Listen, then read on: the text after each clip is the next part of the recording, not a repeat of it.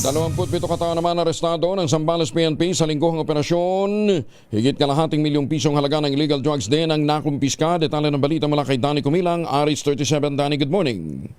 Nakapagtalan sa Zambales Police Provincial Office ng 27 kataong naaresto at pagkakakumpiska ng aabot sa higit kalating milyong pisong halaga ng illegal na droga sa buong lalawigan mula Agosto 25 hanggang 31, 2025. Pinangunahan ni Police Colonel Benjamin P. Ariola, Acting Provincial Director, ang malawakang operasyon sa lahat ng bayan ng Zambales na nagresulta sa pag-aresto ng 10 katao na may kinakaharap na warrant of arrest. Kasabay nito, matagumpay ding naisagawa ang 10 anti-illegal drug operation kung saan 17 suspect ang naaresto at nakumpiskan ng kabuang 83.84 gramo ng hinihinalang shabu na may tinatayang halagang 570,595 pesos. Sa kampanya naman kontra illegal na pagmamayari ng baril, 5 armas ang kusang loob na isinuko sa impilan ng pulisya habang isa pa ang nakumpiska mula sa naaresto suspect. Pinasalamatan naman ni Provincial Director Colonel Ariola